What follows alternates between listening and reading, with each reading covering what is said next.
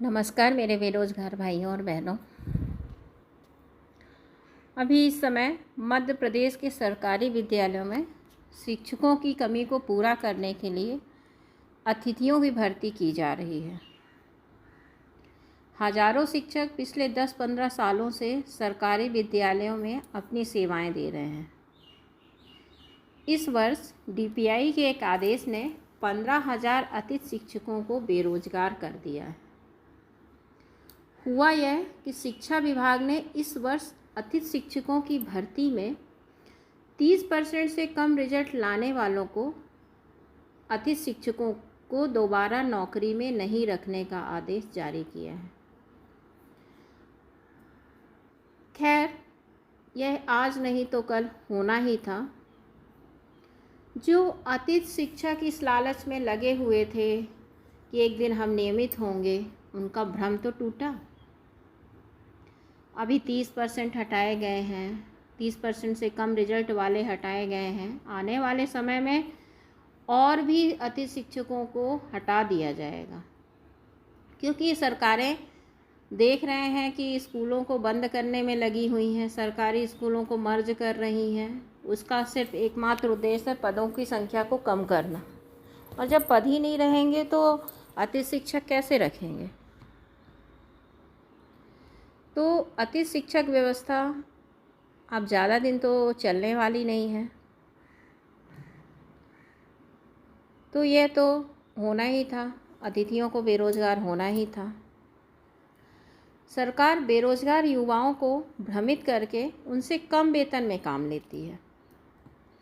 और बेरोजगारी का आलम भी यह है कि सरकार को लोग मिल भी जाते हैं। अतिथि शिक्षक कुछ भी बोलें, पर अतिथि शिक्षक व्यवस्था नियमित है ही नहीं। उनको पहले से ही पता होता है कि नियमित शिक्षक आने पर या परीक्षा परिणाम कम होने पर उनको बाहर जाना ही होगा।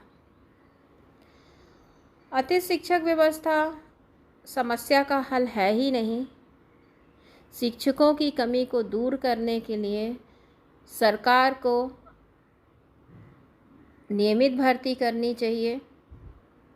अतिथियों को भी लालच में फंसाकर उनका पिछले कई वर्षों से सरकार लगातार शोषण करते आ रही है।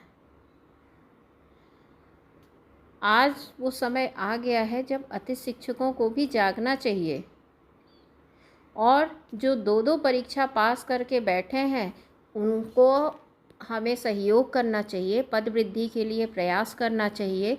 अतिथि शिक्षक व्यवस्था ख़त्म करने का अनुरोध करना चाहिए सरकार से, क्योंकि यह शोषण है, कोई अच्छी व्यवस्था नहीं है जिसको सरकार लगातार इतने 10 या 15 वर्षों से चला रही है। क्योंकि आप बिहार या उत्तर प्रदेश में भी देखेंगे, वहाँ की भी न्यायालय ने सरकार को यह आदेश दिया है कि अतिथियों को ना रखा जाए। नियमित, यदि आपके पास पद हैं तो आप नियमित भर्ती करें, अतिथियों से नहीं। और अतिथि व्यवस्था कब तक चलेगी? 10 सालों से 15 सालों से जो पढ़ा रहे हैं वो कब तक अतिथि बनकर रहना चाहते हैं?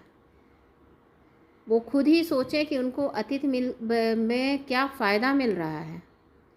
अतिथि शिक्षकों का ना तो कोई वर्तमान है और ना ही उनका कोई भविष्य है। इसलिए मेरा सभी अतिथि शिक्षकों से अनुरोध है, वो हमारा सहयोग करें पद वृद्धि के लिए और अतिथि शिक्षा व्यवस्था को ख़त्म करने के लिए। सरकार से विरोध करें अपने हक के लिए और सरकार से लड़ाई लड़के अपना अधिकार लें। अंत में 2 लाइन बोलूँगी जो मुझे बहुत अच्छी लगती हैं। याचना नहीं अब रण होगा, जीवन जय या मरण होगा।